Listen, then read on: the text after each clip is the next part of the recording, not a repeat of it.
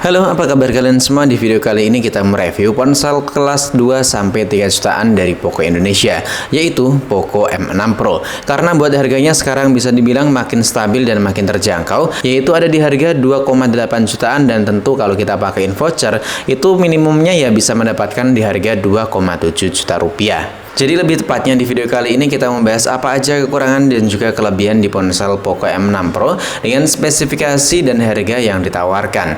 Yuk langsung aja kita mulai buat video pembahasannya. Yang pertama kita bahas dari segi desain ya.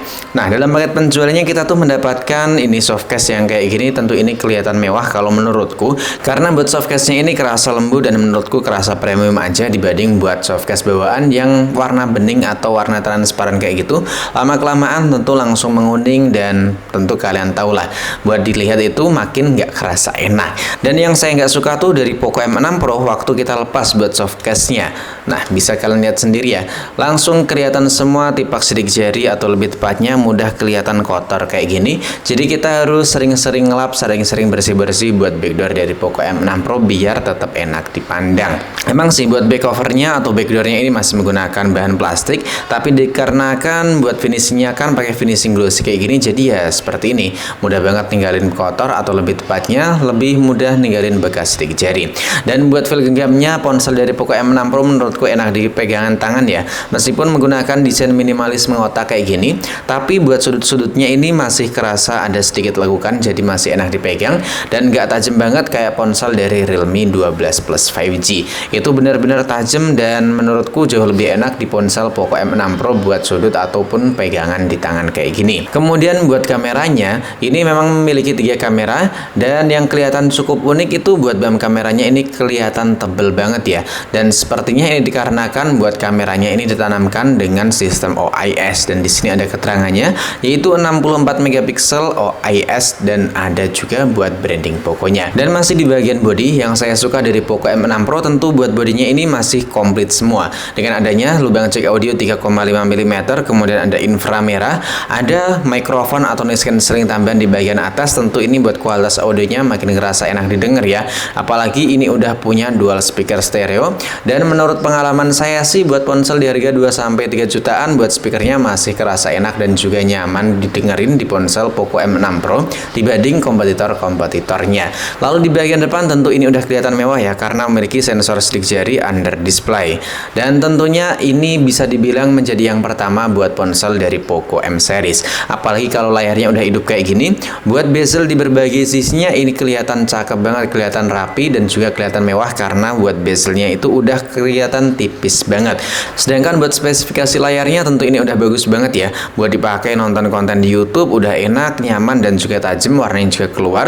Kemudian buat kita pakai multitasking kayak gini enak, nyaman banget. Cuman kalau kita nggak setting, ini yang cukup ngeselin ya kayak gini. Bisa kalian lihat ya, kalau kita scroll dari bawah ke atas, nah langsung muncul ini udah ada iklan, kemudian ada beberapa rekomendasi aplikasi, jadi harus kita tekan ya. Sebenarnya ini bisa kita ilangin sih dengan cara masuk di bagian pengaturan, kemudian rekomendasi aplikasi dan lain-lainnya tinggal kita off kan aja atau kita matiin aja kayak gitu.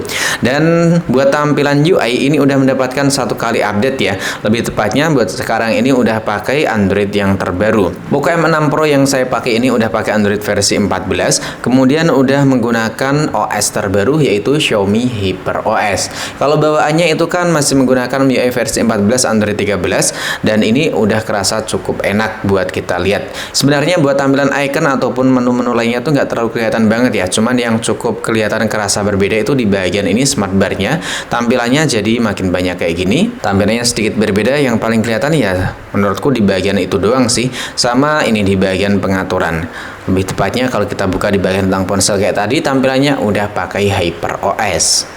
Nah, ngomongin soal UI atau tampilan, Poco M6 Pro ini memiliki jaminan update sistem yang tentunya udah sangat memuaskan banget, karena kita nanti bakalan bisa ngerasain Android 16 di ponsel Poco M6 Pro. Jadi kita masih bisa mendapatkan atau masih memiliki itu ya, jatah 2 kali update OS di Poco M6 Pro, karena yang satunya udah kepakai, lebih tepatnya yang kita bahas tadi, udah kita update di Android versi 14. Lalu buat urusan performa, ponsel ini buat skor Antutunya emang nggak terlalu jauh berbeda dengan MediaTek Helio G 399 lainnya. Cuman sesuai yang kita ketahui buat chipset yang dimiliki oleh Poco M6 Pro itu buat fokusnya atau peningkatannya itu ada di bagian urusan fotografinya. Dan dengan skor segini tentu buat main game sih menurutku udah kerasa cukup ya buat harga segini. Lebih tepatnya buat main game Mobile Legends itu tentu udah lancar, meskipun buat sekarang ini FPS yang kita dapetin masih di lock di 60 FPS doang. Tapi buat konsumsi daya baterai ataupun suhu yang dimiliki Poco M6 Pro menurutku sih masih kerasa enak dan juga masih sangat terkondisikan. Baterainya tergolong awet, suhunya juga tergolong adem. Cuman yang cukup disayangkan ya tadi, buat main game Mobile Legends masih di lock di 60 FPS setelah kita melakukan update sistem di Android versi 14 ini.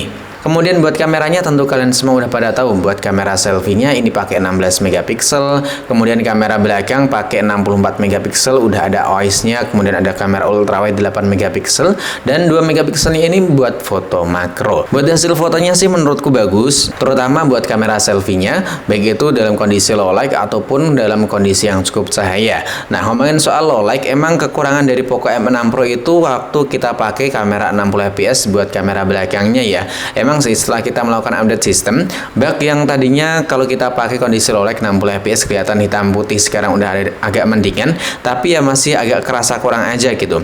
Dan setelah melakukan update sistem, menurutku buat baterainya itu kerasa sedikit boros. Oh ya, ngomongin soal baterai kita tadi kan belum bahas ya. Buat Poco M6 Pro ini memiliki baterai berkapasitas besar, ya emang sih standarnya buat ponsel di tahun 2024 yaitu 5000 mAh, dan buat pengisian cepatnya tentu udah ngebut banget. Sedangkan buat fitur-fitur lain tentu ponsel ini udah memiliki sertifikasi IP rating dan memiliki banyak sekali fitur tambahan yang tentunya udah kita sebutin. Misalnya kayak inframerah, punya NFC, punya dual speaker, dan tentunya masih memiliki lubang jack audio 3,5 mm. Jadi buat kesimpulannya, buat kalian yang emang nyari kamera buat itu ya, buat konten atau buat kalian yang sering fotografi ataupun videografi, lebih tepatnya buat kalian si paling sosial media. Nah, tentunya Poco M6 Pro ini cocok banget buat kalian ambil. Lebih tepatnya buat kalian yang lebih mengutamakan buat sosial media dibanding buat urusan performa. Emang sih performa dari MediaTek Helio G99 sekarang ini sangat bervariasi banget. Mau dari harga 1 jutaan, 2 jutaan, nyampe 3 juta itu masih ada ya. Tinggal kalian pilih aja, kalian seleranya yang mana, dan tinggal kalian tentuin aja kebutuhan kalian ada di ponsel apa, ada di brand apa, kalian ambil aja. Dan buat kalian yang tertarik atau pengen nyobain ponsel dari Poco M6 Pro, kalian bisa cek aja link pembeliannya di deskripsi pada video ini. Ada juga buat barang X review di situ ya, kalian cek aja, kalian sering-sering cek, dan jangan lupa tinggalkan pendapat, kritik ataupun saran kalian di kolom komentar. Sampai di sini dulu, sampai jumpa lagi di video selanjutnya.